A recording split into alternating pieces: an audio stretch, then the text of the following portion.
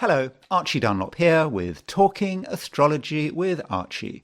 And in this video, I'm going to be looking at the weekend of October the 19th and 20th, 2024. Now, the big event this weekend is Kamala Harris's 60th birthday. And I wish her a happy birthday. Now, I have gone on about Kamala Harris rather too much in my recent videos, but I can't ignore her birthday, can I? And astrologically, birthdays are important. A couple of things change. We have a new solar return for one thing.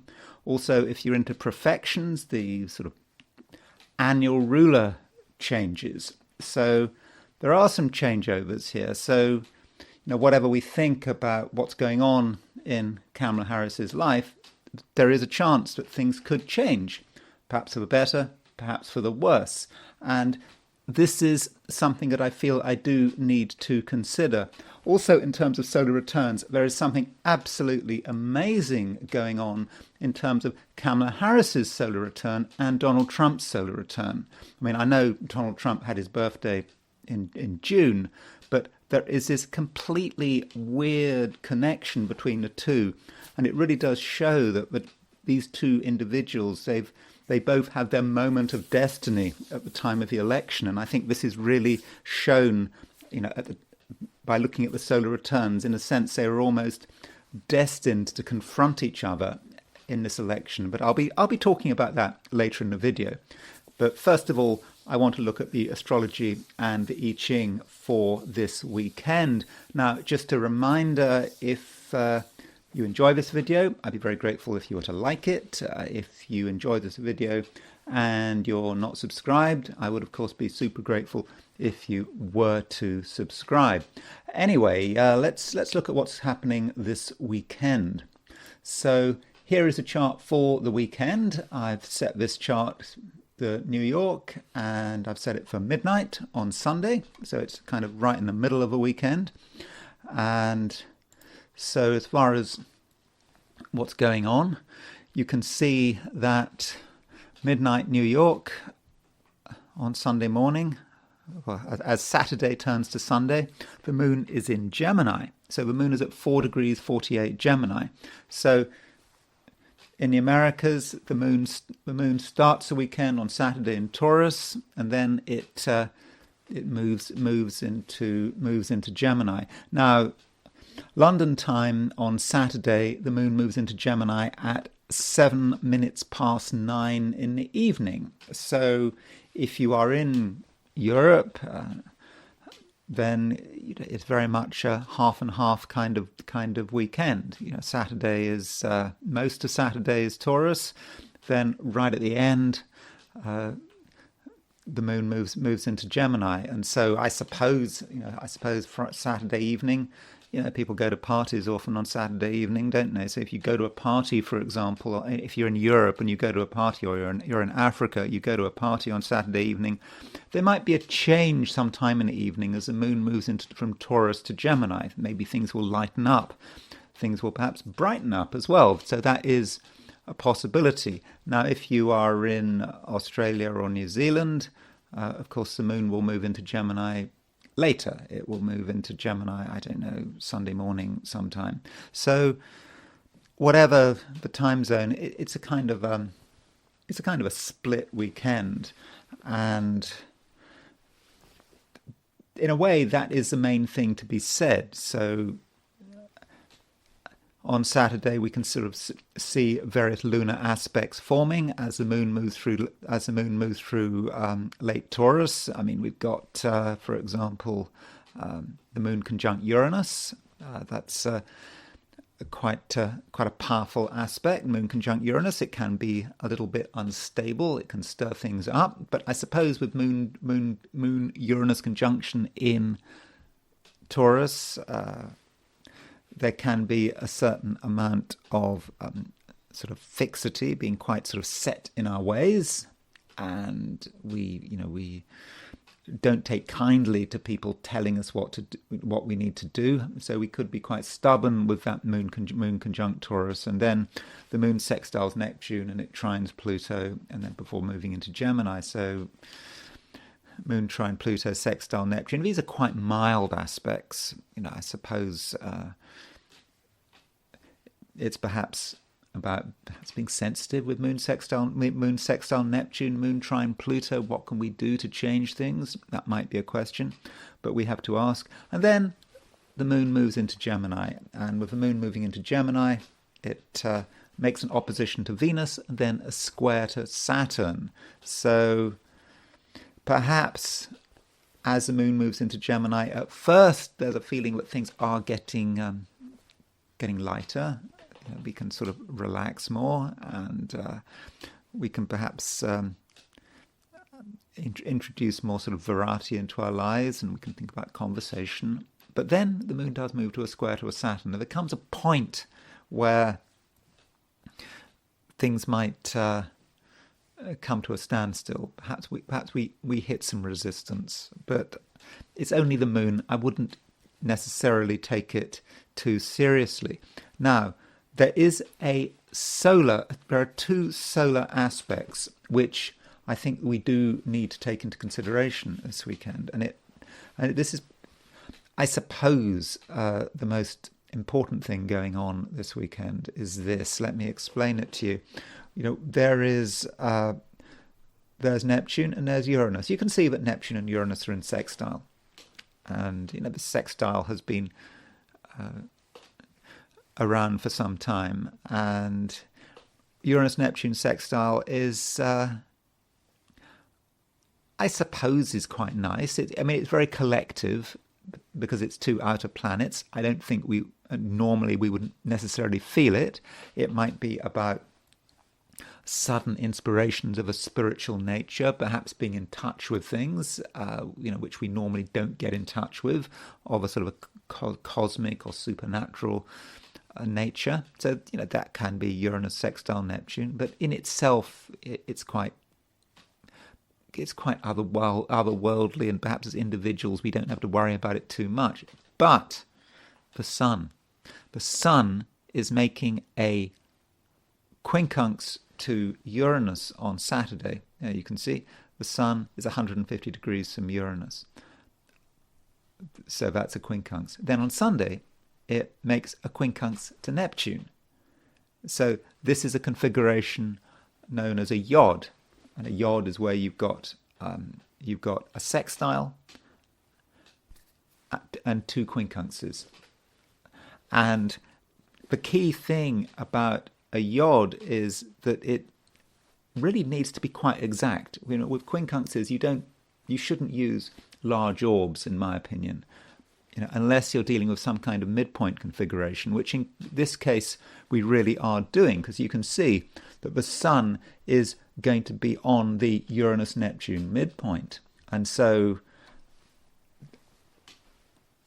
that's important. It's important not just because it's on the midpoint, but because you've got these two 150-degree aspects.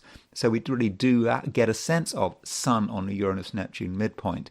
Now, Reinhold Ebertin, when talking about the Uranus-Neptune pair, he has this great line, which I love this line. It's just simply the elimination of the waking consciousness.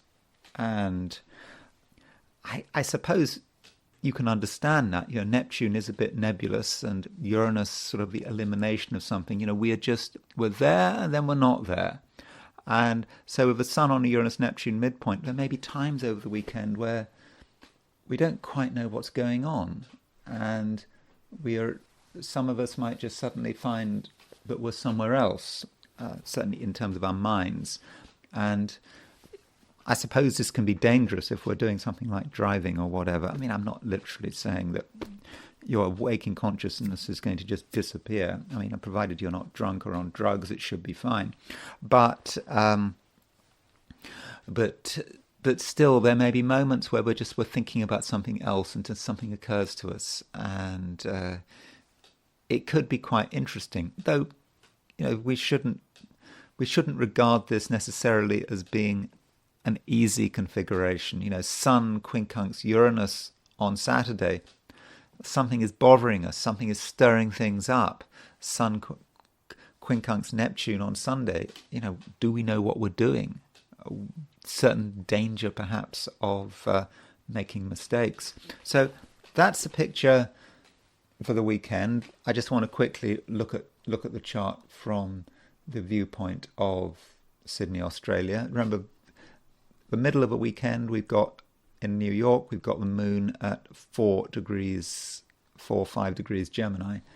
If we set that chart for Sydney, Australia, so looking at things from a perspective, if you are in Australia or New Zealand or East Asia, the moon is still very much in Taurus, and it's making a sort of a conjunction to Uranus at midnight. So there is a slight change there. So I don't know what you're doing. So if you're going to a party in Australia or New Zealand, I think the party will turn out very differently from if you're, say, going to a party in London. I think that if you're going to a party in London, it could be as the moon moves into Gemini, it could be quite fun. If you're going to Sydney, Australia, then it's a very Moon-Uranus event. As the moon makes a Uranus conjunction as Saturday moves to Sunday. So there is certainly a bit of a difference, which I think might be especially felt on Saturday evening. So late Saturday evening could be very different in the Americas and Europe than it is in Australia or New Zealand. But still, we get this overall picture that the weekend starts with the moon in Taurus and it ends with the moon in Gemini. Turning to the heliocentric picture, and I think it's always important to consider what's going on when you put the sun at the center of the solar system. Turning to this, and here it is. So this is the positions of the planets. When you put the sun at the center of the solar system, and a planet that one really does look at a lot with these heliocentric charts because it moves so fast compared with the other planets is Mercury. And we can see at the beginning of the middle of the weekend, sort of Mercury is at 8 degrees Sagittarius, and Mercury is starting to move towards an opposition of Jupiter and an opposition of Mars. So I talked about this Mars-Jupiter opposition quite a lot, over the last, the last week or two. I've said that this Mars-Jupiter conjunction is forming, and it's quite a dramatic thing, and it is something high energy, and Mercury is now starting to trigger it. Sort of, I suppose Sunday, Monday, we're going to see Mercury making the opposition to Mars, making the opposition to Jupiter. Mercury will be on the Mars-Jupiter midpoint. So you could say that what Mercury is doing is it is bringing the Mars-Jupiter aspect together. And I think that on Sunday there could be quite a lot of energy, quite a lot of verbal energy. Mercury-Mars opposition starting to form, Mercury opposition Jupiter. People have a lot to say. It could be angry words. So I think that that Mars-Jupiter opposition hasn't gone away, and Mercury is going to sort of really bring it back into focus. And I think that's pretty much all I want to say, except for the fact that Venus, heliocentrically, Venus is trine Uranus. Probably going to feel that more on Saturday than Sunday. Heliocentric trine between Venus and Uranus. That can be about other people, how we relate to other people. Venus trine Uranus can be actually quite fun. We should not have expectations about other people. People might do things that we weren't planning on. Okay, we might not appreciate that, but on the other hand, it could be quite entertaining. And so, with the moon moving into Gemini and Venus making a trine to Uranus, obviously the moon is moving into Gemini geocentrically, that could really sort of help, stir things up and give us something to think about, something to talk about, and it just could make life a little more interesting. Though Venus is other people, some people are going to be quite stubborn. So that's a heliocentric picture. And now I want to look at the weekend from the perspective of the 12 signs. So these are my forecasts for the 12 signs for the weekend of October the 19th and 20th, 2024. Aries. Aries, the weekend starts perhaps on a somewhat difficult note, maybe. I mean, maybe not difficult, but it may not be too fun with the moon moving through late Taurus. You know, with the moon moving through late Taurus, it just may be that there are things bothering you, and you don't really want to be bothered by these things. You'd prefer to be thinking about something else, but nonetheless, you can't really help yourself, and you may have to deal with tedious matters, perhaps relating to money, and it just has to be done. And possessions could be important, not necessarily your possessions, but perhaps other people's possessions, and people are going to be perhaps very concerned about what they own, what they don't own, and you yourself could find yourself drawn into it. I said yesterday, I said that fundamentally, if you're an Aries, you're not too bothered by money. You regard money as being something rather annoying. It's just an annoying detail in life. But with Moon making a conjunction to Uranus on Saturday, then that means that something perhaps of a financial nature, or perhaps an argument about who owns what, or who owes what to who, or something like that, could be a little bit of an annoyance on Saturday. And I do think in general, Aries, as you move into the weekend, you may be feeling somewhat tense. It just may be that something is kind of bothering you, and you may find it somewhat difficult to relax. And I don't know, you kind of want your freedom. You have things you really do want, but something is holding you back. Now, the moon does change sign. It moves from Taurus into Gemini, and I think from your perspective, that is a little bit of a relief. It means that you can afford to be more relaxed, more flexible, and you can perhaps just enjoy yourself more, and your ability to communicate is going to be, I think, much improved, or rather, I think you've always got a good ability to communicate, but it's just going to feel that it's just easier to communicate, and people are going to be more receptive to your message. But still, be careful what you say and who you say it to, because as the moon moves through into Gemini, it does make an opposition to Venus, and that Moon-Venus opposition, Venus in Sagittarius, may mean that you just say something that you haven't really thought through. It may be you overpromise, or you may say something which seems to be something pleasant, something nice, and someone reacts in the wrong way. And so perhaps in terms of what you say, try to stick to generalities. Don't be too precise. Just let the words flow, but don't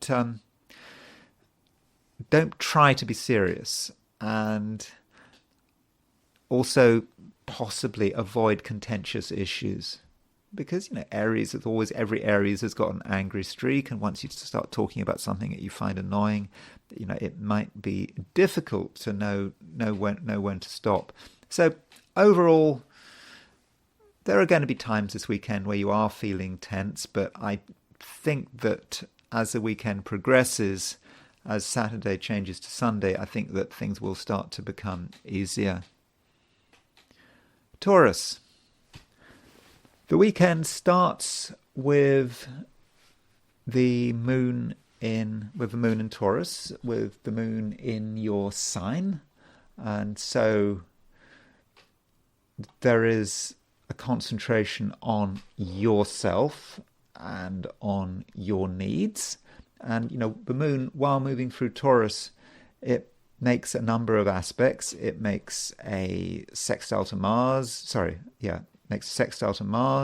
It makes a conjunction to Uranus. It makes sextile to Neptune, makes a trine to Pluto. So as the moon moves through late Taurus, it does make a lot of aspects. And so Saturday is probably a busier day than Sunday. And on Saturday, you probably can make things happen just by being yourself, and probably your willpower is quite strong. So if there's something you want, then there's no reason why you can't get it. And I think that you can be quite insistent. That moon making a sextile to Mars can be insistent. If it wants something, it just keeps going, keeps moving. I want it, I want it, I want it. And I think there's a very good chance you will get it. I mean, it may just be, from other people's perspective, it's just easier to let you have your way, because you are quite stubborn at the moment, especially with the moon moving through Taurus. And the moon eventually makes a conjunction to Uranus, and probably that's the main lunar aspect on Saturday. It could be into Sunday if you're in New Zealand. Not quite sure about the time zone. So but there is that moon conjunct Uranus on Saturday, and that moon conjunct Uranus is you being very, very insistent, and you have having the capacity to actually cause trouble because you're not prepared to budge. And so if you do decide to dig in, ask yourself whether it's really worth it. What are you digging in for? And what is this great matter of principle that you are so concerned about? So I think that on your part, a little bit of flexibility might be required. Then the moon moves into Gemini as Saturday changes to Sunday. And I think that with the moon moving into Gemini, in one sense, things do lighten up, simply because the moon is out of your sign and it's in Gemini. So that's a nice, easygoing, flexible sign. But as the moon moves into Gemini, it makes an opposition to Venus. And, Venus is, of course, your ruler. And with this opposition to Venus, there's a lot of thought, there's a lot of thinking, but things start to occur to you, and you perhaps start to see things which you hadn't seen before. And you have you're given pause for thought, and some of your thoughts may actually be quite difficult and troubling because things are occurring to you. And watch your behavior on Sunday. You might do something that is somewhat excessive out of avoidance. You might be trying to avoid something, avoid thinking about something. So you do something that's unwise. Perhaps it incurs expenditure, unnecessary expenditure, or you do something where you just exaggerate. And there's no need to exaggerate. All that's required is for you to just be real. There's certainly no need to spend money. Just think about what you're trying to avoid, and instead face it head on. It will be fine. And you'll be able to talk it through and think it through. So on Sunday, if there's some matter that really should be dealt with, I would deal with it straight away. It's not going to help to delay it or to try to divert your attention by something like expenditure, exaggeration, doing something you shouldn't be doing. So a bit of honesty and realism on Sunday wouldn't, I don't think, do you any harm. Now, one other thing I should say, Taurus, is that you're very aware of the world at the moment. You're very aware about what is happening in the world, and you're very much aware of the part you play in it. And none of us are separate. And I think that you have some sense of, I don't know, it's almost a sense of wider tragedy. I mean, we all have this sense of a wider tragedy. It's nothing personal. I must emphasize that, but you still pick up on it. You can't help but notice it. And I suppose what we're talking about perhaps is the depth of your personality. You're not someone who focuses on trivialities, or you shouldn't do. If you're focusing on trivialities, that's not natural, that's not right. You understand that everything is connected, and you can see what's happening in the world, and I think you will be affected by this wider sense of tragedy. I mean, I suppose you could say, well, that is a tragedy of the human condition, which is certainly somewhat tragic, but it may be about some unfolding tragedy, about something that's important to you. I mean, I must emphasize, I'm not talking about you personally and your life, the people that are important to you. I'm not really talking about that. I'm talking about just what's happening around you and what you're aware of on this planet in which you live. And so when you do feel this sense of tragedy, what do you do about it? I mean, I think in a way it shows that you're grounded, that you're real, that you're in touch with things. And I suppose you're tuning into yourself as a humanitarian. And then I suppose the question is, having seen the problem, what do you then do? And I suppose it's always important to work in an appropriate way. You can't change things on your own, but at the same time, you don't want to ignore things. You don't want to turn your back on a problem. So I suppose you have to get the balance right. Gemini. This weekend, the moon moves into your sign. And overall, I think that is something to be happy about. And we have to think about the sort of the whole environment in which the moon is moving into your sign, and what that means, and also how you are responding to everything. Now, on Saturday, for most of Saturday at least, the moon is actually not in Gemini; it's in Taurus. It depends to an extent on your time zone. So if you're in the Americas, the moon will move into the moon will move into Gemini on Saturday afternoon, maybe even late morning if you're in Alaska or Hawaii. But with the moon moving through Taurus on Saturday, you may just feel that you're not ready, that there are things you want to sort of hold back on, that you've got plans, you've got ideas, but you kind of want to keep them to yourself. And it may also be a question of preparation, but you are feeling a little bit agitated. There's no doubt about that, as if you do want something to happen. And this agitation could, in certain cases, be dangerous. You might, for example, be doing something which is intrinsically dangerous or could be dangerous. So dangerous activities need to be treated very carefully. I don't think it's a good weekend for, playing around with guns or doing stuff with, going very fast in cars. Of course, you shouldn't go fast in cars. Just machinery could be an issue, but you're still going to feel that you have to express yourself. And so even if you consciously are not expressing yourself at an unconscious level, it could still be working out.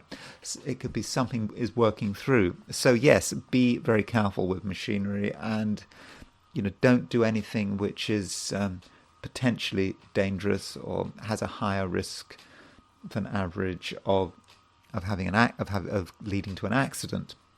But this might also extend to the way you deal with other people. When people are with you, the kind of impression you're giving is someone who is a little bit tense, as if you do want something to happen, and there is a nervousness there. Now, the moon does move into Gemini, and I think the moon moving into Gemini is useful. I think it's a time when you're able finally to express yourself, and you have been sort of holding something back, but with the moon in Gemini, you finally get a chance to be yourself, and to perhaps tell people what's on your mind. And also there are more things happening, and one of the problems that every Gemini can have, or most Geminis can have, is that they can get bored. And when you're feeling bored and frustrated, well, that's a recipe for, that's a recipe. I won't say a recipe for disaster, but it's certainly a recipe for bad things happening. And so with the moon moving through Gemini, there's more variety. And so, for example, if you're doing something on Saturday night, there might be exciting things happening, which can be stimulating, which perhaps allow you to forget about some of these other things bothering you. So that's certainly nice. Moon moving into Gemini. Now, the moon, as it moves through Gemini, it does make a couple of aspects.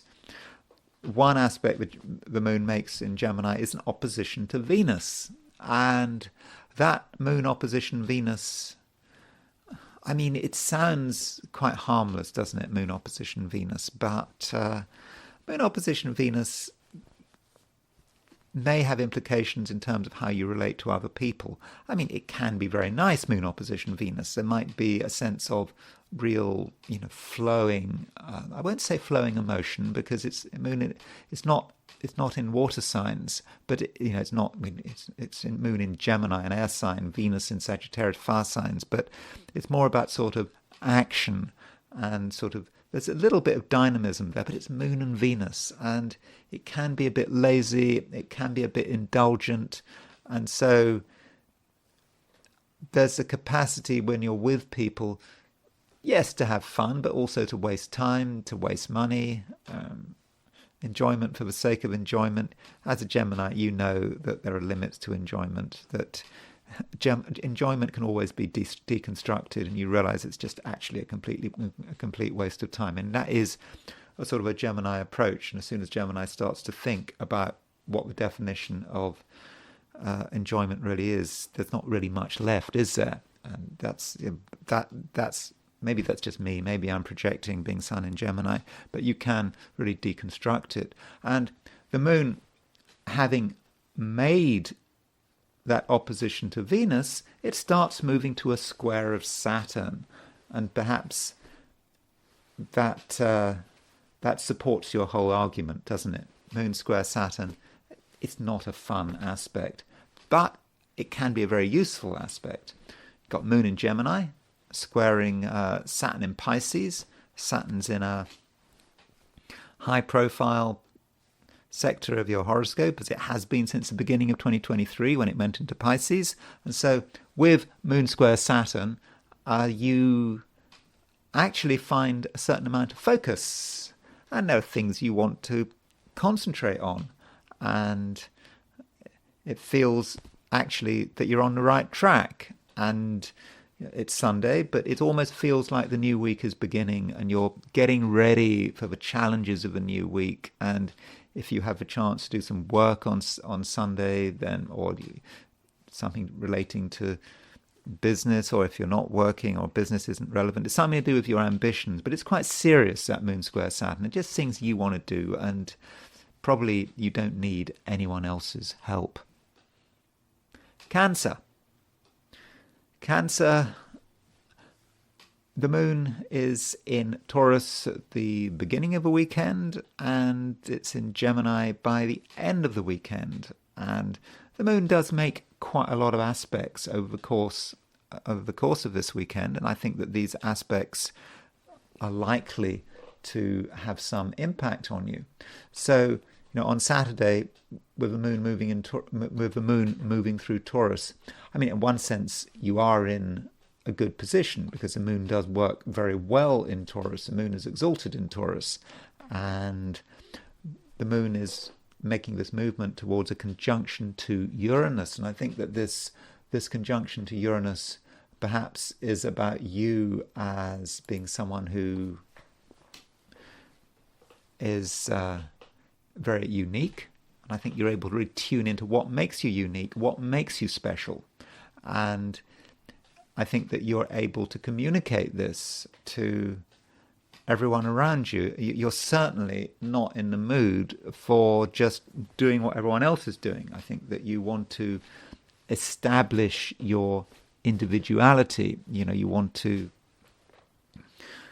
show the world how special you are and how different you are. And you might find that on Saturday, everyone is agreeing with each other. There's a high level of conformity, but not as far as you're concerned. You see things differently, and you perhaps see things that other people don't, and you might actually see problems that other people don't see. Now, short term, it's easier to just let things go, let things pass. If people want to make mistakes, let them do it. But I don't think that's what you're going to want to do. I think that you're going to feel that you do have to assert yourself. And it's not just the fact that the moon is conjunct Uranus. The moon is also making a sextile to Mars. Remember, Mars is in Cancer. So with moon sextile Mars, I think Cancer, you can actually be very assertive, and you can make it clear, what is right and what is wrong. And at the same time, you will have a high level of sensitivity. So I think that you will know how to sugarcoat the message. But people talk about sugarcoating the message, but the message is still there. The message still has to be accepted. It still has to go down. The sugar coating eventually disappears. So yeah, you can change your delivery, but you're not going to change the message, and you're not going to just let things pass, but just out of harmony. That's just not the way Cancerians work. Now, as the weekend progresses, the moon does change sign. It moves into Gemini, and with the moon moving into Gemini, I think that you may reach a point where you feel that perhaps you've had enough, especially as the moon is making an opposition to Venus. So moon opposition Venus, you may reach a point where you find a lot of things just too much, annoying, and there may be a sense in which you're very aware of excess. Your excesses, other people's excesses. And hopefully you're just going to be aware that, you have your limits, and you're being pushed to do things that you don't want to do. You don't feel you've got resources to do them, and you need a little bit of simplicity. I think that does matter with moon opposition Venus. And I would suggest with moon opposition Venus, you don't spend too long with other people, particularly the same person. Because if you spend too long with certain people, in the end, they're going to get annoying. And even if you know them very well, I mean, to begin with, it might seem fine. Moon opposition Venus sounds a sort of a very nice, sensitive aspect. But that Moon is in Gemini, and Venus in Sagittarius, and it can just get to be a bit too much. And so it may be that at a certain stage, you reach the conclusion that really you don't need anyone's help. That you can really you can do things perhaps on your own. And then, the Moon having made an opposition to Venus, it starts making a square to Saturn. And in a way, that's more of the same. It really does remind you that in some respects, your own company is the best company.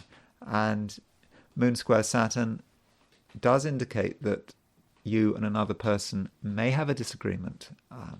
May not be a serious disagreement, but why have a disagreement at all? I mean, if you stay out of people's way, or if you are sensitive to a disagreement before it even happens, then I think you can certainly make your life a lot easier. Leo, in a way, there is there's quite a lot happening this weekend, and it's something that you do have to consider, and I suppose you have to prepare yourself for.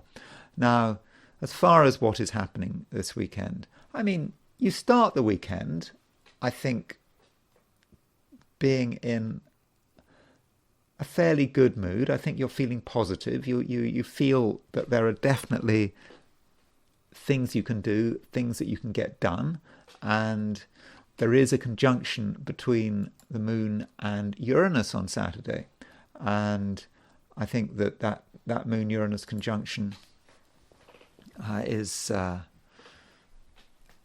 possibly quite useful and quite inspiring.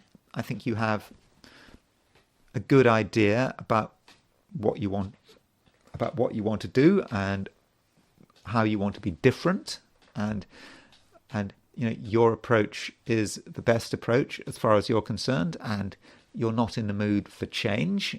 I mean, Leo is of course a fixed sign, so with Moon conjunct Uranus, once you've decided something has to happen, you're going to want to make it happen. Though don't forget that Moon-Uranus conjunction does take place on the fixed star Algol, the head of the demon. I mean, don't worry about it, but sometimes you can have an idea that sounds good, and you really want to throw all your resources into it, but you've got something wrong. Algol is quite a malefic influence, and it just may be that you could find yourself starting to go down the wrong path. But you do, on and off over the weekend, you do have a sense of sort of optimism. You feel you're doing the right thing. You can even persuade other people that you're doing the right thing. But don't be too set in your ways. Now, there are other things going on regarding the Sun, and the Sun is your ruler. The Sun is making a quincunx to Uranus on Saturday, and it's making a quincunx to Neptune on Sunday. That does mean that the Sun is going to be on the Uranus-Neptune midpoint, because Uranus and Neptune are in sextile. And I think that Sun, those two Sun quincunxes could affect you in quite a big way. Now, as far as what it actually means, well,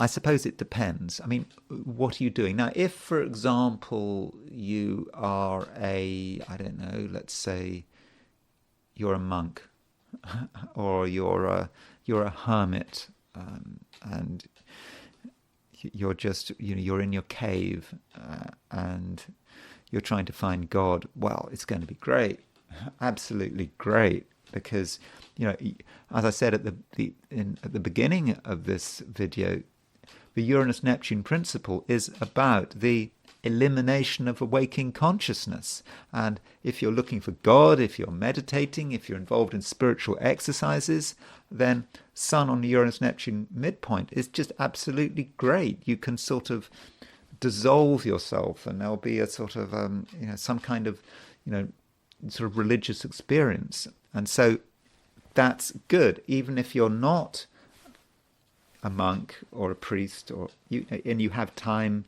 on your own in a safe place, and you're not having to engage with the outside world, then yeah, I mean, it is a great weekend for tuning into your spirituality. On the other hand, what if you're doing, mundane, serious stuff? If, you are, I don't know what you might be doing.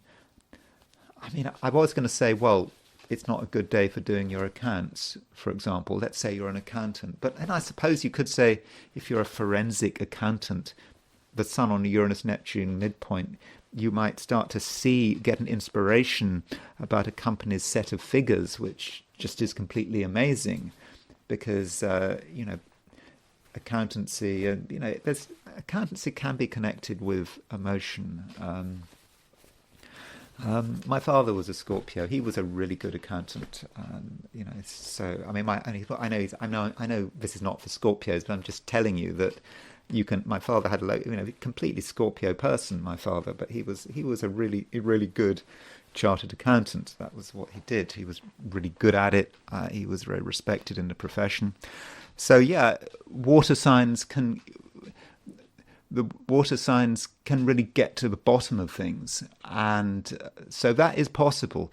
But in many cases, you might be doing something that is serious, and you're just not all there. You're just not there, and you don't see it. And if you're doing something that is safety critical, I don't know what you might be doing that's safety critical. I mean, what if you're a racing car driver? What if you're using? What if you're just driving, or if you're using heavy machinery, and then the elimination of a waking consciousness, that can be an issue. And so keep monitoring yourself. Monitor how you're relating to things, and just be aware that there may be moments where you just don't know what's going on, and you shouldn't be doing anything practical, especially on Sunday when the moon is not in Taurus. In other words, there are no earth signs except for Uranus and Pluto. So that's something to be aware of, and so that is an issue. And then we need to, if we deconstruct that Sun on the Uranus-Neptune midpoint, then that means that on Saturday we've got Sun quincunx Uranus. So Sun quincunx Uranus, there is you, the Sun, because the Sun rules Leo, trying to make sense of things, and then Uranus comes along and it destabilizes you. Something happens you weren't expecting, and it could change everything. Then Sunday we've got Sun, ruler of Leo, is you again. That's there, but it's quincunx Neptune, and so something undermines you. Something you thought everything was clear, and it's not clear at all. So I think that it could be a difficult weekend. And it's going to be a difficult weekend if you're trying to be too sensible, trying to be practical. Now, it may be, sure, if you're really looking at something, maybe you're an accountant looking at detailed figures, and you're really getting into it. You may have some inspirations, or I don't know. I suppose you could be a historian looking at through archives. You may just things might suddenly sort of come together. And that is a Leo thing. With Leo is an intuitive sign, and sometimes there is a sense that suddenly things happen, they click, and so that might be going on. But I think in many cases, if you're involved in practical stuff, you just might get confused and you might not be able to see things clearly. And you might make mistakes. On the other hand, if you have a spiritual weekend, if you're deciding this weekend to just go into retreat, then I think that Sun on the Uranus-Neptune midpoint could be great. It could really allow you to get in touch with something beyond everyday reality. Virgo. Virgo, it's a weekend where we have the moon moving from Taurus to Gemini. And with the moon moving through Taurus, mainly on Saturday, it's a time when you may have strong opinions about quite a lot of things. Opinions which perhaps have a sort of a political or a sort of a philosophical nature. That may actually be part of it, and there may be some surprises on the way. I mean, we have on Saturday we've got Moon conjunct Uranus. There may be things happening which make you think again. You believe in things strongly, but something happens which may fundamentally contradict your beliefs. So that is certainly possible, and so you do need to be a little bit flexible, I think. And the moon in Taurus, it does makes aspects to what does it make aspects to? It makes to Mars, Uranus, Neptune, Pluto. So certainly with moon sextile Mars, I think that you're not afraid of telling people how you feel, but at the same time you don't want to be too doctrinaire, because it's always possible with the moon making a conjunction to Uranus that you may have a realization, and you may realize that what you thought was absolutely true is maybe not true at all. At the same time, what do people do when their core beliefs are threatened? Well, sometimes what they do is they double down and they start to become quite extreme. So if someone is really, if someone really, really is pushing a point philosophically or religiously, and they're doing it in an angry way, it often means they have their doubts. So if you find yourself really pushing a point, getting really annoyed about something, and perhaps having an argument about it, really, really being a little bit aggressive about it, then think about what's happening. It may be that at some level you understand that some of your core beliefs are under threat, and that's perhaps why you're being so strident. And maybe rather than get annoyed, you should sort of reconsider what you believe in, and perhaps let go a little bit. But the moon does move out of Taurus and into Gemini, and the moon moving into Gemini, in some respects, makes you sort of more focused. Although when the moon moves into Gemini, that means that the moon is moving out of an earth sign, and that means that the only planets in earth signs we've got are Uranus and Pluto, which does suggest an overall sort of lack of grounding, not just for you, but perhaps for everyone. But still, with Moon in Gemini, I think that you do start to think about what you would like to happen in a fairly practical way. I don't say completely practical, because there's not much Earth in the sky except for Uranus and Pluto. But you do have a sense of what you could be doing, maybe what you should be doing, although it's going to be quite difficult to proceed with your ambitions on Sunday, because the moon is opposition Venus, and Venus may represent all the things trying to hold you back, all the temptations, all the people around you, perhaps people in your family, domestic responsibilities, all that kind of thing. It's just going to be a distraction, and it's going to be a little bit of an annoyance, I think. I think you really will think that there should be things that you should be doing, but you can't do them because you've got other things to worry about. And then the moon, having made an opposition to Venus, it moves on to make a square with Saturn. And so the moon square Saturn is, in a way, the final aspect of the weekend. And so with that moon square Saturn, there is perhaps a realization that you can't do everything you would like to do at the pace you'd like to go, because you've got to consider someone else or something from the outside that you just have to pay attention to. And I don't think you should get annoyed about it. I think you just accept it. Just say, okay, someone needs to be listened to.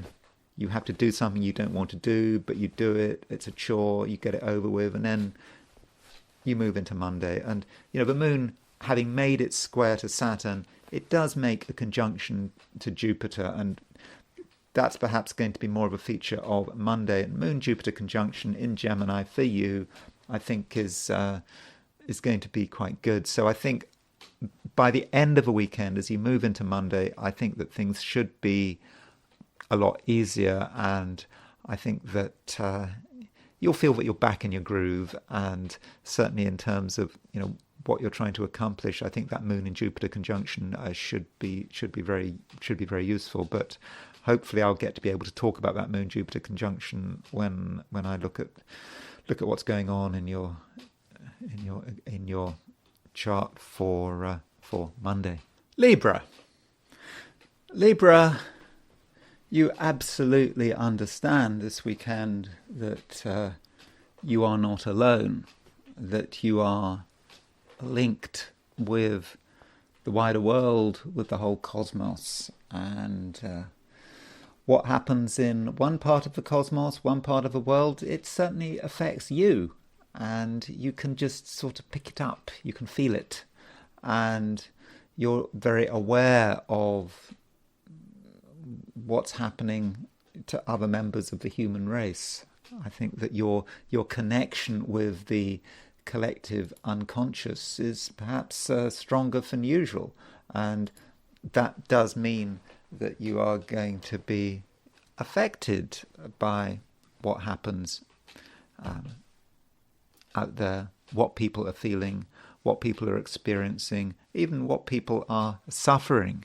And so, if you look at what's going on in the world, it's going to have an impact on you, and it might make you sad, it might make you angry, but that's the way it is. And I suppose it's a sign of your maturity, and I suppose your spiritual development. I suppose as one, I think, not who am I to say, but I suppose as one becomes more spiritually developed, one starts to be aware of the connectedness of everything. It's not just all about you. It's about how you link with other people. That's always an issue in America, isn't it? It's probably the same everywhere, but, this obsession with private property rights and what happens on your patch of dirt, that's all that matters. But of course, that it's not, that's not what it matters. It links to everything else. It links to the ecosystem. You can't just do what you like, because you've got to think about how everything connects with everything else. And I think that is something you can do. And I think you will be affected by what you see on TV, on the internet. It upsets you, and it's obviously not nice to be upset, but I think it's, in a way, it's a sign of your maturity, and and not just as an individual, but perhaps as a soul, maybe. So that's something I think I just needed to mention.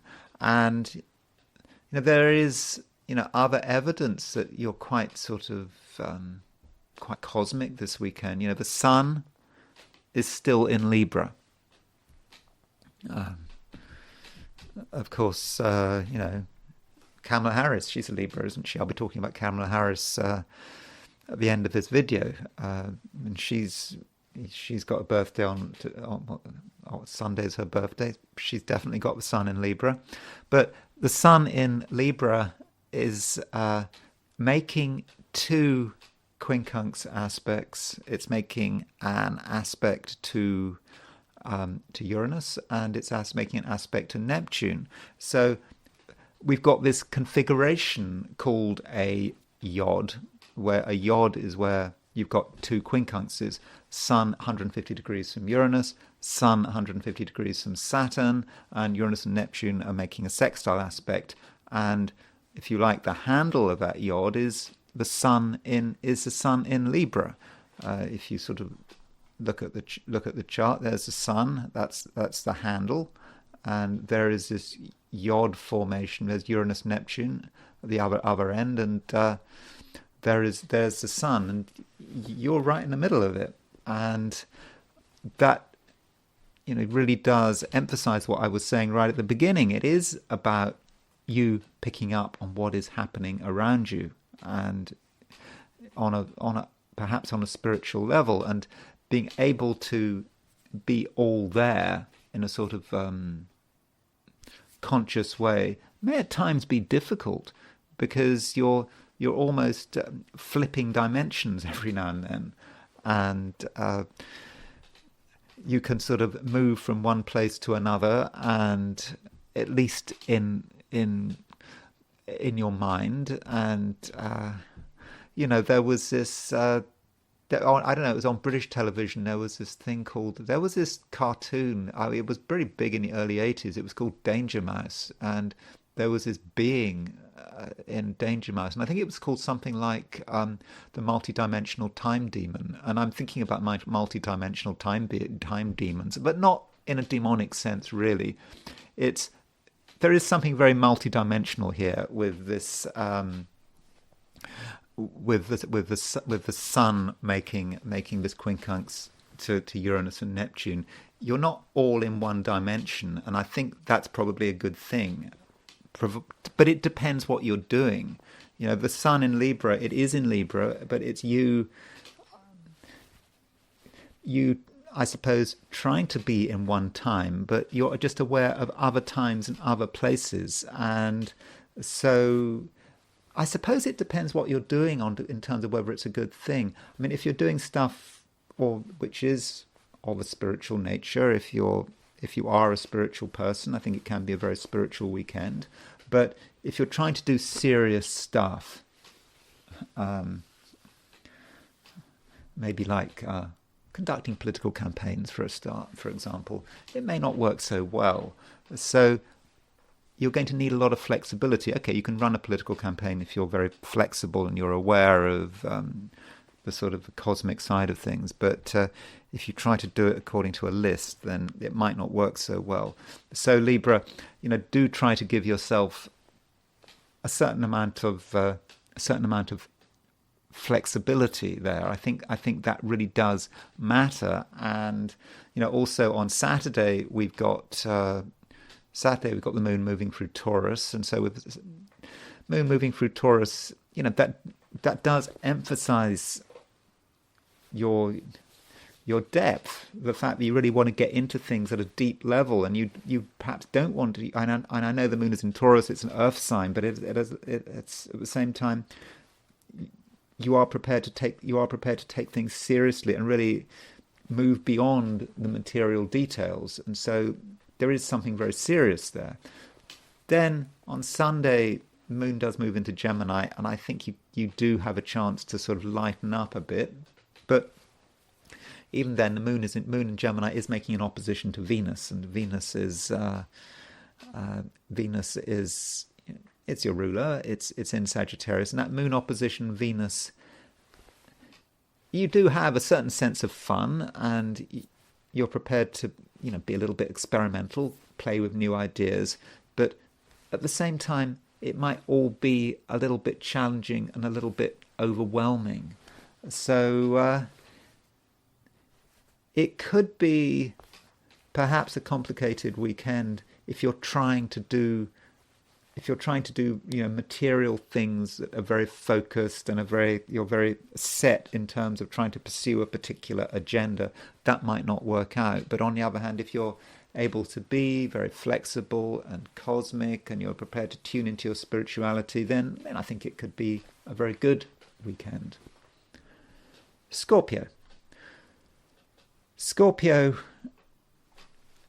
on Saturday, the moon does make a sextile to Mars, and that moon sextile Mars, I think, is going to allow you to be quite definite in terms of what you want and how you want things to be arranged and organized.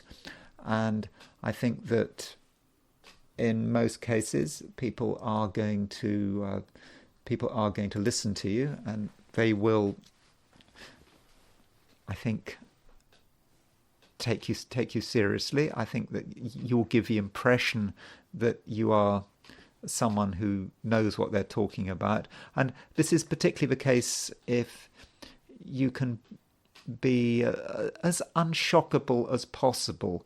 I think that, on Saturday there may be a few things going on which you hadn't perhaps planned for. There is a conjunction between Moon and Uranus on Saturday. Sometimes Scorpios, when something happens they weren't planning for, they just get annoyed, or they don't know how to respond.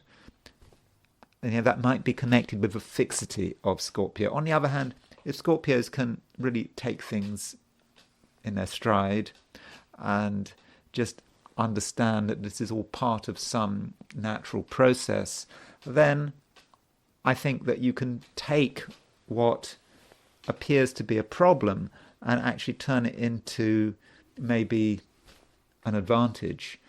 And so I think that it's just very important you respond in the right way.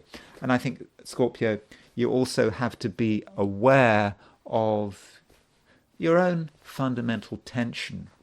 I think this weekend you are feeling a little bit tense.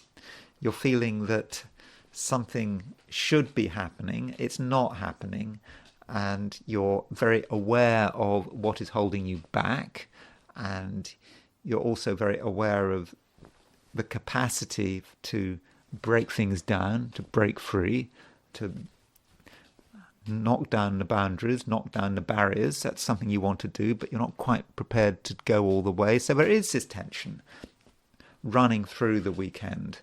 And, then as Saturday moves to Sunday, the moon changes sign. Moves from Taurus to Gemini. And so with the moon moving into Gemini, making an opposition to Venus, I think you may feel a little bit estranged with that moon opposition Venus, moon in Gemini, Venus in Sagittarius. You may feel that you have your own space, which you may be very comfortable in, but you're not necessarily prepared to share it with another person, but you're aware that someone is out there and that there are people you have to deal with. And I'm not convinced that you're really going to want to deal with them. And I think that, relationships could be maybe more trouble than they're worth.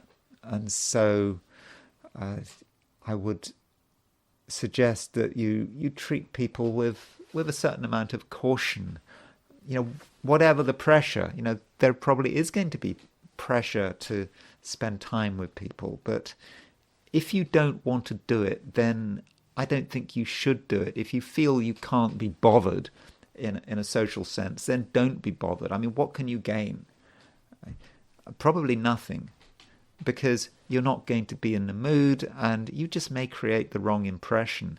And the moon in Gemini does make a square to Saturn, and so that doesn't really help. And I think that it's a time when you're probably going to just want to concentrate on what is important to you.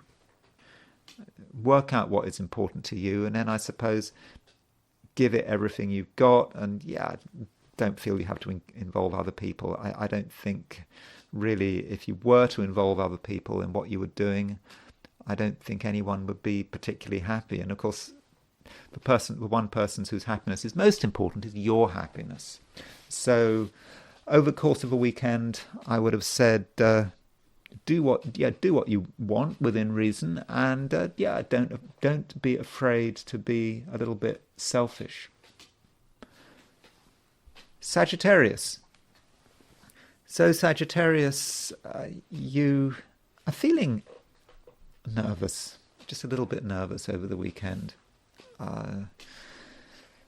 You can feel that things aren't necessarily going quite in the way you'd like them to go, and you do have questions.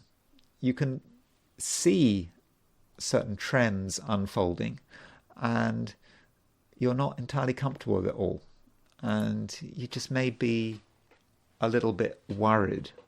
And that might especially be the case on Saturday. So on Saturday, the moon is moving through Taurus, and the moon is actually making a conjunction to Uranus. And with that conjunction between the moon and Uranus, there is a possibility that it's just difficult to organize things. I mean, you might like to organize things, but can you organize things? It's hard work, and things can happen. You can't predict what, for example, other people are going to do. You can't predict, what challenges are going to suddenly crop up, and you actually can't predict what you are going to realize. You might suddenly realize things which, in their own way, change everything.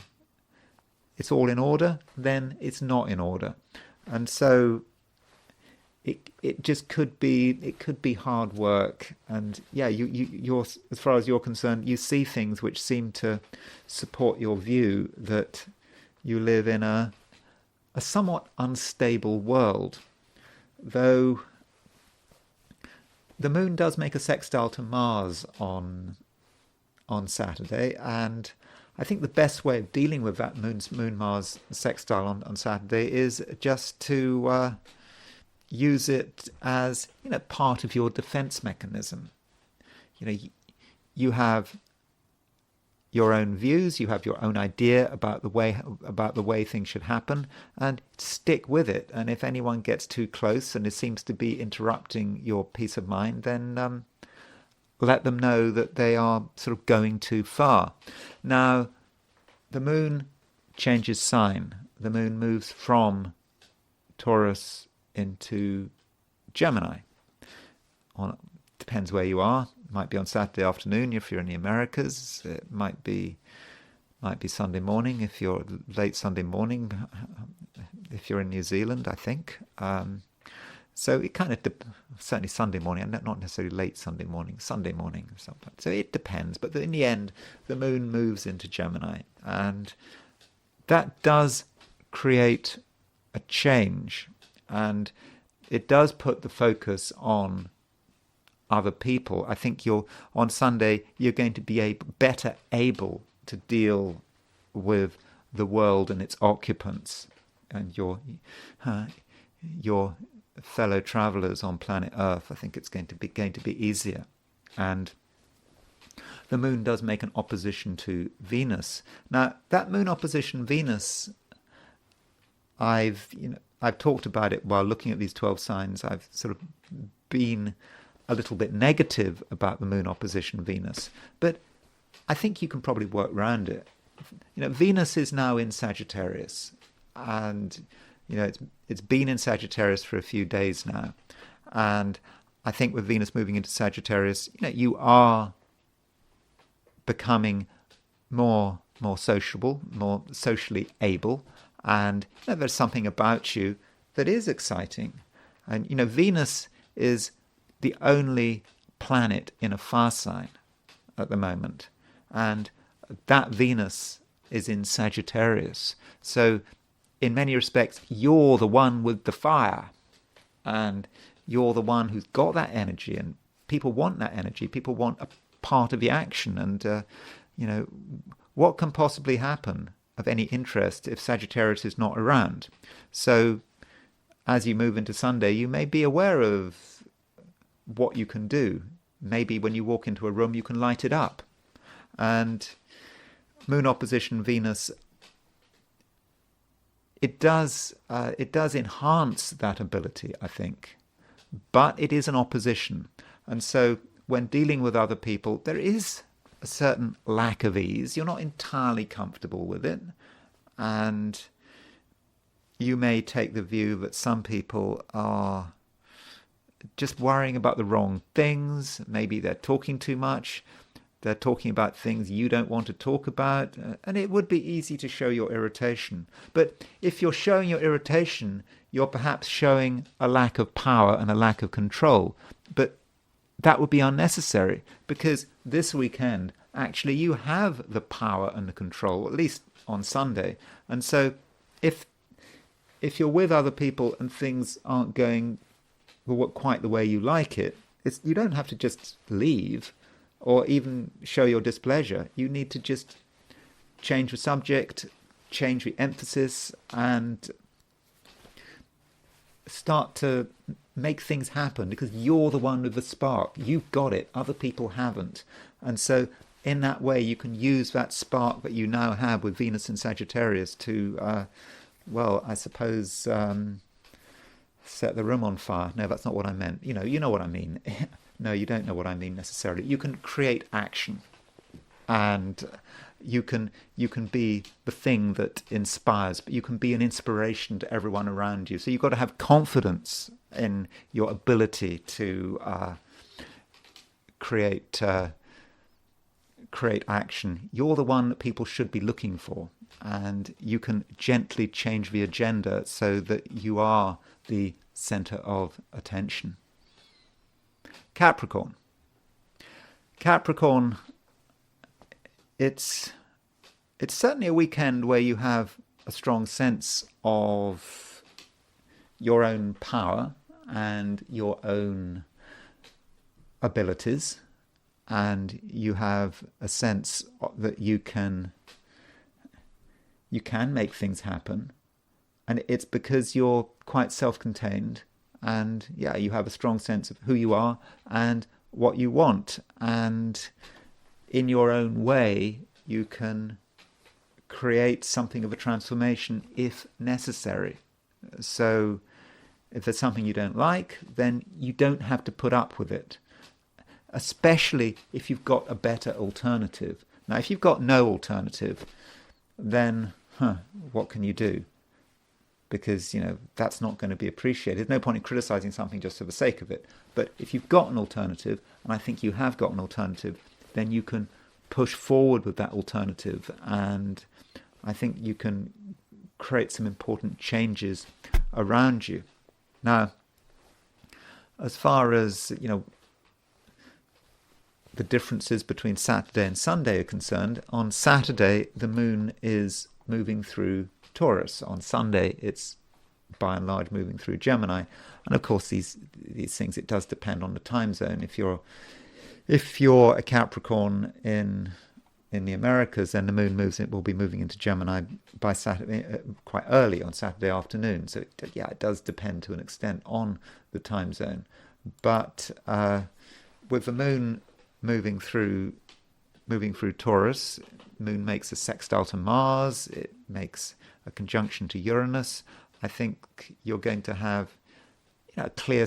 That is going to be a time when you do have a clear sense of what you are all about, what you can do, what you can achieve, and you may have the capacity to surprise people. People might have underestimated you, and they might have made some assumptions about what you're going to do next, and you can perhaps do the last thing that anyone was expected, and people, I think, will notice it, and I think that they will very much be impacted by it. Now, The moon does change sign, and it moves from Taurus into Gemini. And this sign change is important, not just because the moon has changed sign, but because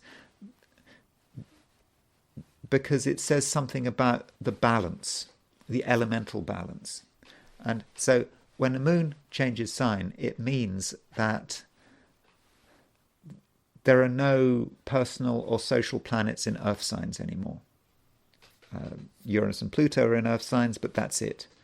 And so there is suddenly a lack of grounding somehow. It's one's relationship with the material world may become a little bit tenuous. I'm not just talking about you, I'm just talking about everyone. And things may suddenly become more theoretical. We may start to move into the world of just ideas, and where are these ideas going? And being a Capricorn, that could be frustrating. Moon in Gemini, that could be a lot of people talking about nothing in particular, having vague speculations that have little chance of being realized in the real world. And there's you trying to make sense of it all. And it's going to be hard work making sense of it all. And you can't listen to everyone. And I suppose you have to do what you can to make sure that your small part of the world is properly organized, that you understand what's going on as far as you can. And you shouldn't expect yourself to have a complete understanding of everything. And also you should realize that however hard you try to make plans, those plans may not work out. And I don't think you're helped by the fact that the sun is in Libra. The sun is in a part of your chart that is connected with status and profile and ambition. Sun is in Libra, and the sun is making a quincunx aspect to Uranus, and it's making a quincunx aspect to Neptune. And so if you try, especially on Sunday, to move forward with your ambitions, whatever those ambitions might be, you might find that you get nowhere, or at least it feels as if you're getting nowhere. And the sun in Libra is actually on the handle of a yod. So the sun is, what that means is a yod is an astrological configuration where you've got two quincunxes and a sextile. So the sun in Libra is making a quincunx to Uranus, it's making a quincunx to Neptune, and Uranus and Neptune are themselves in sextile. And that's going to make it really difficult for you to have any real sense of where you're going.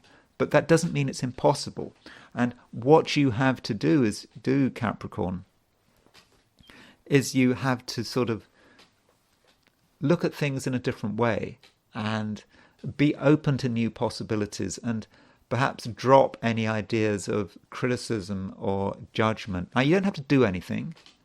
You just have to be aware of what's happening. You just have to sort of pick it all up, and perhaps, if you can, just try to see the world, in a completely different way, almost in a sort of spiritual way. You've got to see, where is it going? Where is the collective going?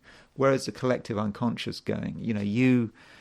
There are movements in the collective unconscious, and you can't tell the collective unconscious what to do. And you perhaps what you have to do, going back to what I was saying right at the beginning of this piece on Capricorn, I did say that you had a strong sense of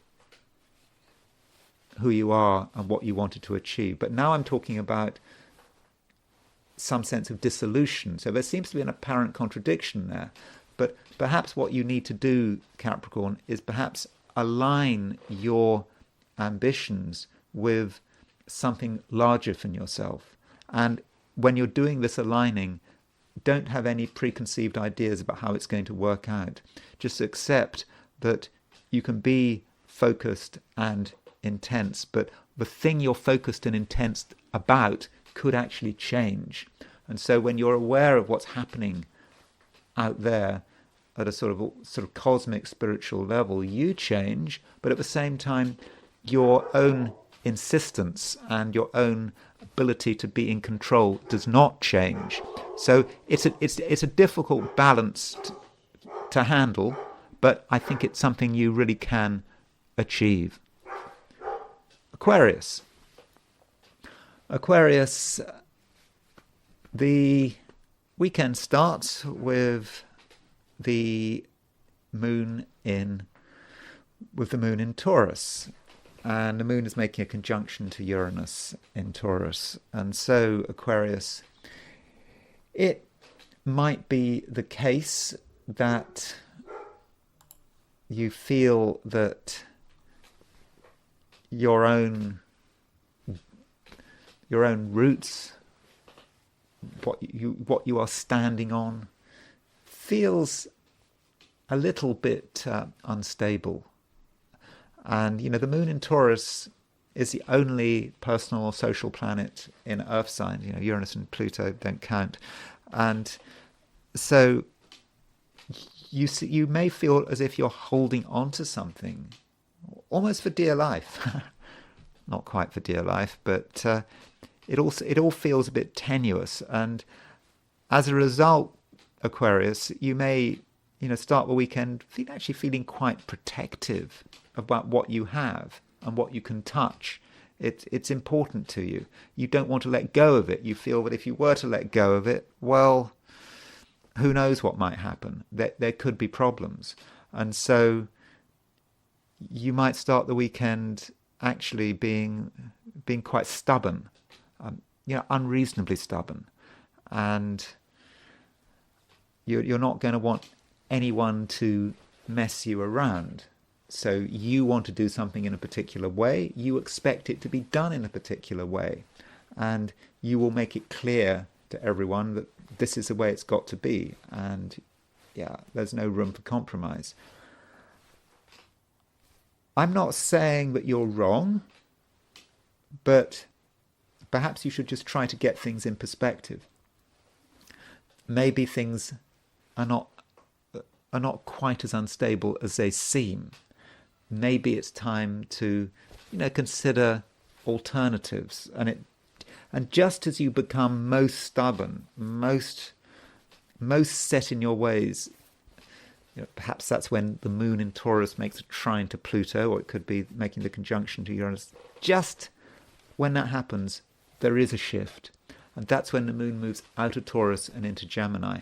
And I think the moon moving into Gemini, whether it happens on Saturday afternoon if you're in the Americas, or whether it takes place on Sunday morning if you're in Asia, Australia or New Zealand, whenever that happens, when the moon moves into Gemini, I think it will just feel that just suddenly things are a lot easier. And I do think in general, Sunday is going to be an easier day from Saturday. And with the moon in Gemini, I think you can be more relaxed, and probably you can be more sociable, because when the moon moves into Gemini, it does make an opposition to Venus.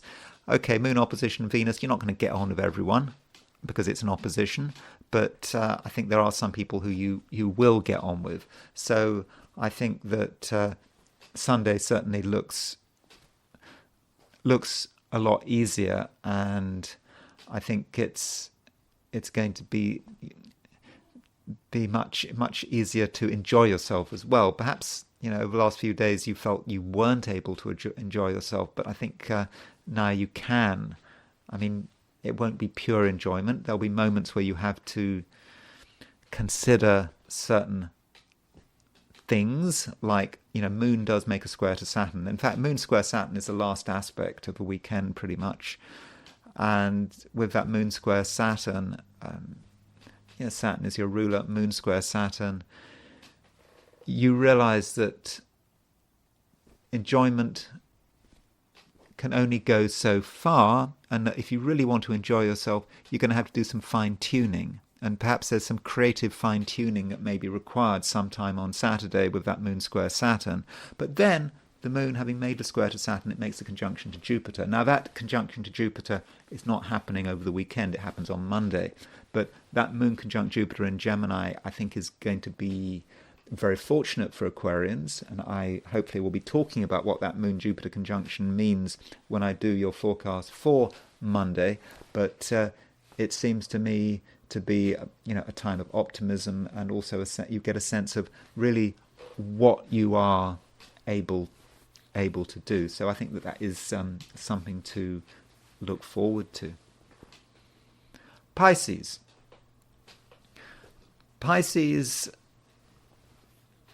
the weekend. It starts with a moon in Taurus, and moon makes a conjunction to Uranus in Taurus. It also makes a sextile to Mars. It makes a trine to Pluto, also sextile to Neptune. So there are things going on. In fact, the moon is going to be on the Mars-Neptune midpoint on Saturday. So Saturday, there is quite a lot happening. I mean, you've certainly got a lot to say, and the things you say are going to have an impact. And not just the things you say, it's the places you go to. Many Pisceans may feel that it's a time on Saturday to be, moving from place to place. Places you've got to go to. You go to one place, you go to another place, and variety is important. Now, if you're in America, that's going to be particularly the case on Saturday morning. I don't know what your plans are for Saturday morning, but Saturday morning, for Pisces, it could be quite busy. Doesn't mean it has to be quite busy. I'm just saying it could be. And so I suppose it could be fun, but I suppose also with moon conjunct Uranus, there is the capacity there for saying something which causes offence. It has an impact that you simply weren't expecting. Now, the moon having made its aspects in Taurus, it does eventually changes sign. So by Sunday, the moon is in Gemini.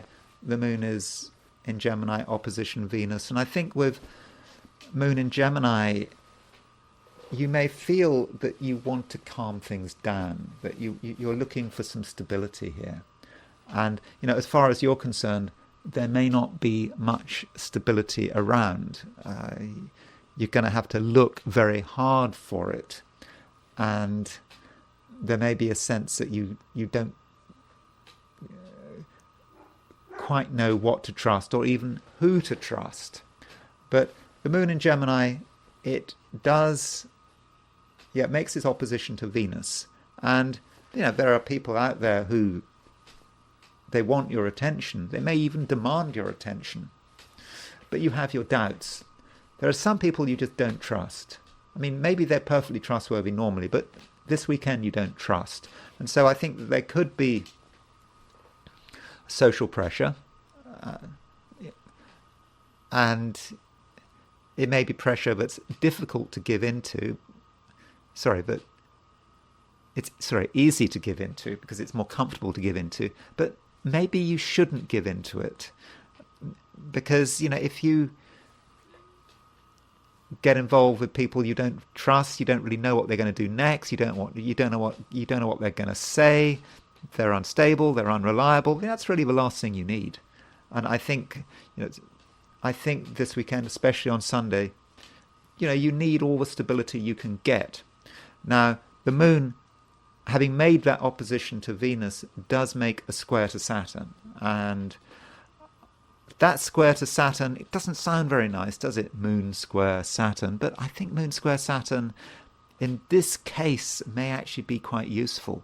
I think moon square Saturn it's an aspect that is very realistic, and it allows you to think about yourself and to think about what is important to you, not what's important to other people. And I think that you can you can certainly be self-interested with this moon square Saturn, and you can put your self-interest first, and you'll understand what is required to give yourself security and peace of mind. And if other people don't appreciate it, well, that's so what? But I think that in terms of your home and your family with this moon square Saturn, I think it is quite a good sort of organizing energy. And I think it's a time when you should demand that you get your way. You've still got to, in terms of your family, you've got to make some allowance for their own particular individual way of doing things and individual ways of thinking and expressing themselves. But fundamentally, I think that on Sunday it is important that in terms of the main areas that you do get your way, and that you basically accept, or other people accept, that your way is the right way. And those are my forecasts for the 12 signs. And I now want to look at the weekend from the viewpoint of the I Ching. So I asked the question, what is the weekend going to be like for those watching the I Ching section of this video? And the first and only hexagram I got was hexagram number 48, which is the well. The well is locked, doesn't move, no moving lines. Now, that might indicate that perhaps not much is happening over the weekend with no movement. But it still gives us an idea perhaps about what the weekend is really about. And the well is something that we always need. It's timeless. Nothing changes. We always need water. A village, a community needs to dig its well and has to get its water from somewhere, and that well always has to be in good condition. The well can get broken, it can get clogged up, the bucket which you draw the water up can get broken. So what is that fundamental thing that what we always need? When I think about the well, I often think about the Indian city, I suppose it's a city, of Fatehpur Sikri. So if you go to Agra, where the Taj Mahal is, there's a short bus ride away from Agra. You can go to this place, Fatehpur Sikri, and Fatehpur Sikri is this place of wonderful Mughal architecture, and it's a really incredible place, and it's almost like a bird sanctuary. I don't know if it's an official bird sanctuary. You can see all these birds. At least I was there 40 years ago. I don't know what it's like today. And it's slightly on a hill, and you can see the Deccan Plain before you. And so some emperor, I think, or some Mughal ruler built this city because it was supposed to be a new capital, and it was never lived in. And because the problem was, he thought of everything, but there was no water. And so it remained a tourist attraction. I mean, I assume it's still a tourist attraction. And that perhaps is a reminder that whatever we're planning, whatever we're doing, we have to think about what is really important. What is the fundamental thing that has to be considered? And we have to make sure that it's always in good order, that it's still running. So in terms of our plans, what we're doing over the weekend, what we're trying to build over the weekend, we have to consider that fundamental thing first. And that is going to perhaps be important, remembering that, on Sunday, the moon moves could be on Saturday, the moon does move from Taurus to Gemini, and there aren't going to be any planets in Earth signs except for Uranus and Pluto. Earth is about grounding. We need to think about what matters, and we can't sort of build on something or start creating something if we've forgotten the most important thing. And so that is what we need to consider. And there is a hint here that if we are planning things over the weekend, then there may be something we've neglected. The most important thing of all. That it's that thing in our life that we always come back to. And it's always there for us. And it's what nurtures us. It's what sustains us. And if it's in disrepair, we can't go on. And so do consider what it might be. And there is a nuclear hexagram here, which might give us some hints. So nuclear hexagram is when you look at the lines in the middle. You take the third, fourth and fifth line as a top trigram, and then you take the second, third and fourth as a bottom trigram. So you try to understand some hints about what that hexagram is really about. And the underlying hexagram is hexagram number 38. This is a nuclear hexagram, which is opposition. Greg Winkup calls it estrangement. And it's saying, in terms of the context of the well, perhaps in this situation, opposition is about us perhaps being at odds with someone else. There may be some conflict, or we're estranged from someone. And so it may be that there is actually a social foundation to this, that perhaps with the well, it's telling us that we need to have some awareness of certain key social relationships or links that we might think we can go do it alone, but we're forgetting the fact that we are all connected.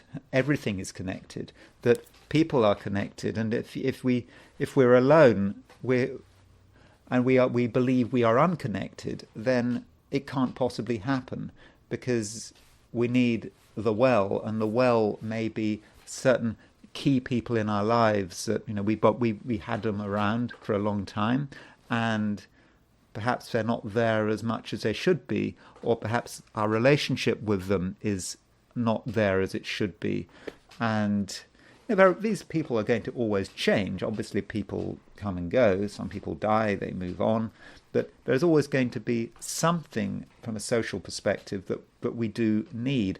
And this is particularly the case in terms of something you seem to be planning or thinking about or organising over the course of the weekend.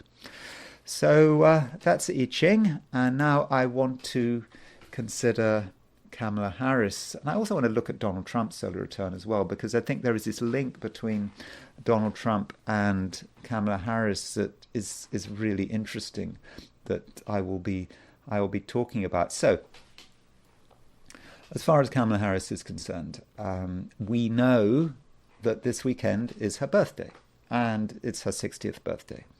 And the 60th birthday is arguably quite important.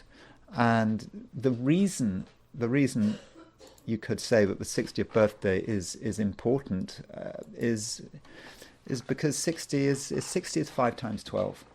And 5 12 is 60, and the 12-year cycle is important in some areas of astrology.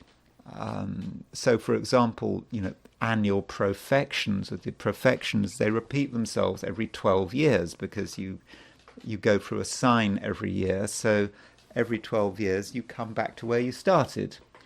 And so the year end, a 12-year can be important. I know in astrology we often think about 7-year cycles, like with Saturn, but there's also the 12-year cycle. And sometimes we see the 12-year cycle starting to work out. An example of the 12-year cycle almost would be, for example, Hitler. He came to power in 1933. He lost power in 1945. And that is an example. In my own case, when I worked when I had a contract work with a cell phone company doing horoscopes, voice horoscopes and horoscope text messages. I got the job when Jupiter crossed my midheaven. I lost a job also when Jupiter crossed my midheaven. So I had a job for 12 years. So it was that 12-year cycle was important for me, and so I think we should think about 12-year cycles, and I think we should think about the importance of 12 years. I was trying very hard to find people who had something dramatic happening just after they turned a 12-year cycle birthday, and the only thing I could think of was Princess Diana and Marilyn Monroe. Marilyn Monroe and Diana, they were actually on the earth for exactly the same time. In fact, Princess Diana, so Marilyn Monroe lived for 1 day, I think 1 day longer than Princess Diana in terms of the interval between their birth and their death. But so they both died when they were 36, a couple of months after their 36th birthday. But I couldn't find any other examples. Maybe I wasn't trying hard enough. But the thing about Kamala Harris is she has her 60th birthday on October the 20th, and then she has the election coming up, 2 weeks afterwards, 3 weeks after, just over 2 weeks afterwards. And so that is quite amazing. It really does mean that 60 is important for her. Now, from the perspective of annual profection, so a profection is when you move every planet one sign every year, and you can actually subdivide it. So in a way, her chart returns to what it was when she was born. So the whole potential of her chart when she hits 60 is activated. And I know profections are quite fast movers, but still, it's pretty close to what it was. So everything in her chart, the whole potential, if you're a fan of her, you'd say, oh, she's got Saturn on her midheaven, she's got North Node on her ascendant. That's great. North Node works very well on the ascendant. Gemini rising. It's a great chart in that sense. And so you could say, well, that works well. On the other hand, there are all the difficult things in her chart. Exact full moon. I do think that exact full moon is not always easy. The fact that she's got Mercury on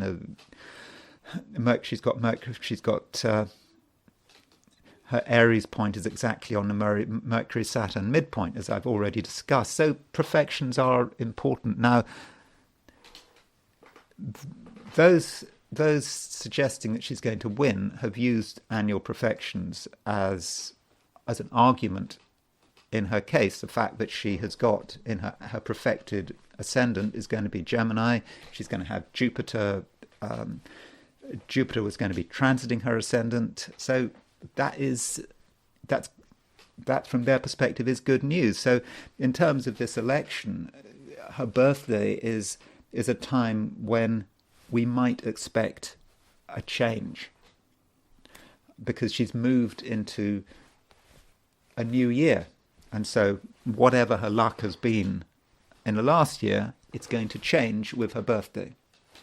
And also that links with the solar return, and I will be looking at the solar returns in a moment. So those who are really into annual profections are certainly very keen to point out the fact that Jupiter is transiting Gemini, and Jupiter's moving through Gemini. It's close to her ascendant, it's close to her North Node, and in terms of her chart, Jupiter is ruler of her 10th house.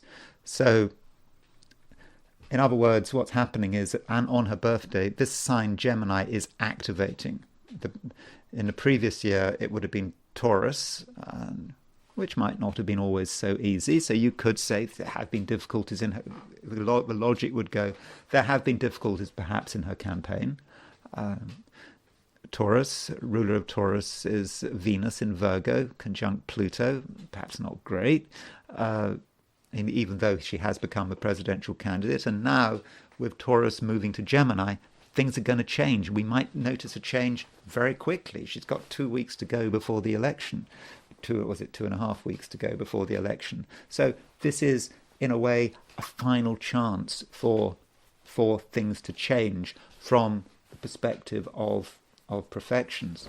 Now,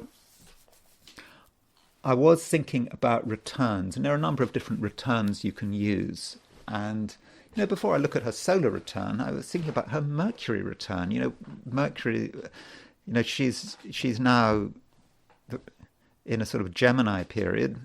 I suppose you'd regard Mercury as ruler of the year. She's got Mercury in Scorpio in the 5th house. I myself do not regard that Mercury as being in a particularly good position, and I would argue against this as being necessarily a good thing. If Mercury is the ruler of her year, Mercury is poorly placed by the fact that it is on the antisia of Saturn, and so there's Saturn, and you reflect Saturn through 0 degrees Capricorn, which is the solstice point, and it's right on Mercury. You reflect Mercury through the solstice point, and it's right on Saturn, and so she's got the Aries point on the Mercury-Saturn midpoint. So that's one way of looking at it. But what about the Mercury return? So Mercury has recently, a few days ago, Mercury returned to where it was when she was born, and we would normally think about solar returns and lunar returns. But what about Mercury returns? So here is her Mercury return, and I've set this for October the 14th, 2024. You see, where's Mercury gone? Mercury has returned to where it was when she was born. Now, this Mercury return is certainly interesting because you've got a Venus-Uranus opposition right across the ascendant, and that Uranus on a descendant does indicate surprise, something happening, perhaps something happening in terms of one's opponent. I think off the top of my hand, her lunar return also has Uranus close to the descendant. In other words, the lunar return just before the election. But that Venus opposition Uranus is quite significant, and Venus might be her, perhaps, but it's Venus in Scorpio. Venus is in its detriment. So I don't think that is a particularly good sign, plus the fact that we've got Mercury in the 12th house, and there's an exact Moon-Saturn conjunction at the time of her Mercury return, a very close Moon-Saturn conjunction, and that Moon-Saturn conjunction is on her IC. And as we will see, that is something of a repeated theme. And then we have her lunar return, her solar return. So she gets a new solar return, and there are a number of ways of doing solar returns. Some people use sidereal solar returns or Vedic solar returns, or you can use precessed solar returns. You can do solar returns which are based on the place someone was born or the place someone is at the time of their birthday. Now, the way I do solar returns is I use tropical solar returns, and I use the place of birth, not where someone is at the time of birth. Sorry, where someone is on the time of their birthday. I mean, I suppose I'm quite traditional. I think the astrologer John Gadbury in the 17th century, he had a book on solar returns, and he always used the place someone was born. I think he was looking at the solar returns of Charles I. But anyway, that's the way I do it. I kind of take the view you can't really escape your fate. You are where you are born. You can't just escape your fate by moving to a different location for your birthday. So, looking at Kamala's solar return, and so here's her solar return for 2024, and the first thing to notice is that she's got Venus rising. In fact, she's got Venus rising in her Mercury return as well. And you could say that it is nice that Venus is on the ascendant. I don't think the Venus on the ascendant in itself gives her the victory. Not really. I mean, it's nice, but I don't think it's quite enough. And she's also got Saturn on the IC. So if you look at if you compare this chart going back to her Mercury return her Mercury return, she's got Venus on the ascendant, Saturn on the IC. You look at her solar return, she's kind of got the same thing. So that's one aspect of her solar return. Now, you might also notice that she's got a Moon-Jupiter conjunction in her solar return. Again, that might seem to be nice. But it is in her 7th house. And now the 7th house may represent her opponent. And her opponent would, of course, be Donald Trump. And the moon, yeah, it's making a conjunction to Jupiter. But it is also making a square to Saturn. And that is perhaps a bit of a problem. Now look at this square. It's really close. In fact, it is, I think it's off the top of my head, that square between the moon and Saturn is 28 arc minutes out, if I've got that right. So you've got 12 plus 16, 28 arc minutes. Now what you can do is you can use, that's half a degree. So you can use a symbolic measure and to say 1 degree equals 1 month. So in other words, the full implication, the full consequences of that moon square Saturn are going to be in 2 weeks' time, which is pretty much when the election is good enough. So that's not a good signature there. However, you know, when people do charts, and I think I was probably criticised for this myself when I recently did a video, predicting that Trump would lose. Sorry, Trump would win. Let me get this quite absolutely clear. Predicting Trump will win. I believe that Trump is going to win, by the way. I must make that clear. I believe Kamala Harris is going to lose. I must make that absolutely clear. So when I did this video, when I forecast that Trump was going to lose, why do I keep saying that? When I forecast that Trump is going to win on November the 5th, I was perhaps accused maybe of focusing too much on the negatives of Kamala Harris's chart and not focusing enough on the negatives of Donald Trump's chart. Now, I understand that. It's very easy to make that mistake. I've looked at other people making forecasts, and they do the same thing. It's very common to just focus more on one chart than another chart. So I understand that accusation, and I don't want to be accused of being too biased here. So that's Kamala Harris's solar return. Let's just look at Donald Trump's solar return. And so Donald Trump's solar return for 2024. And remember, Kamala Harris has a moon square Saturn in her solar return. And Donald Trump has moon opposition Saturn in his solar return. And you will see that his moon opposition Saturn is approximately 4.5 degrees apart. So the moon has got to make 4.5 degrees before making that opposition to Saturn.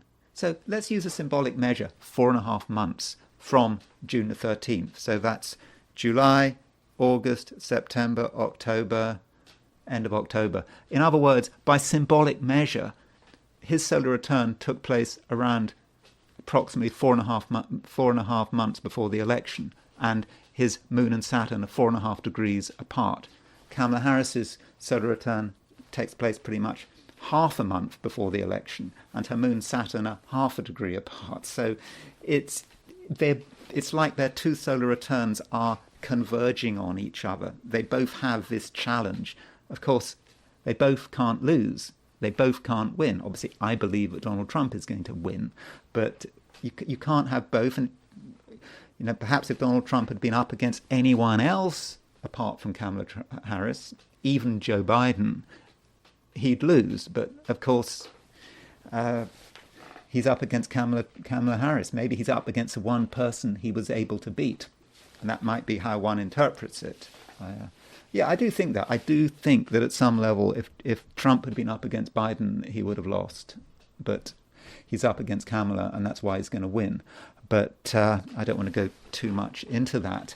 Now, going back to Kamala Harris's solar return, I think it's just important to look at the power of this solar return, because this solar return is quite special in some respects.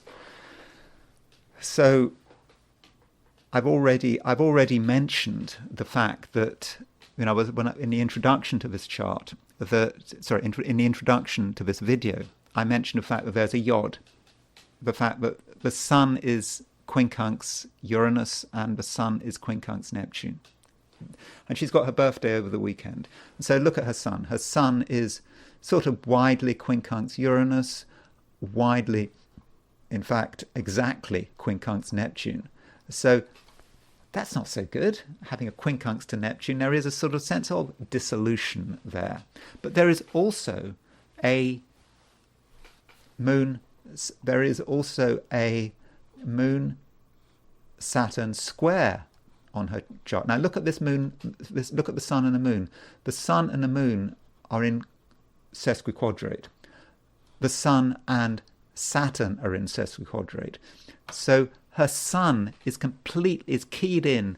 We've got two configurations that this Sun is keyed into.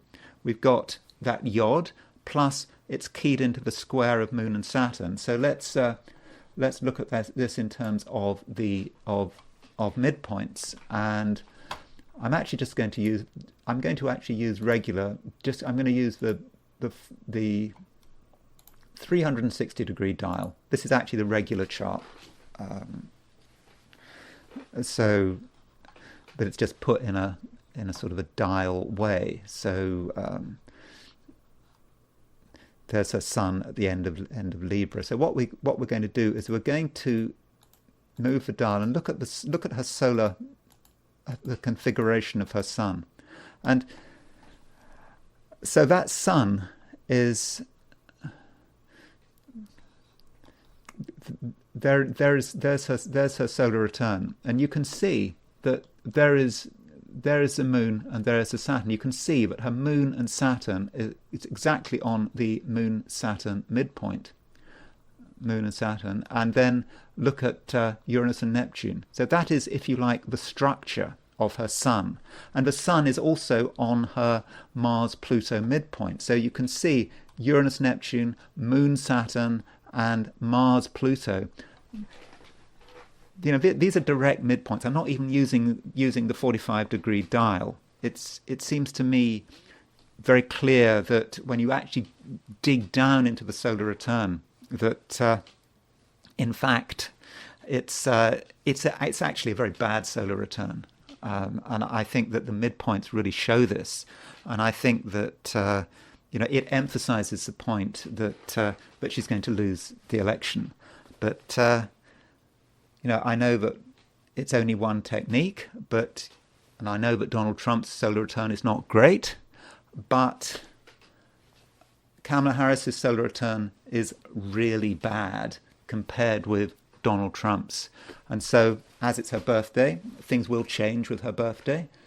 If you are a big fan of annual profections, it may be that those saying that perfection, that change that happens when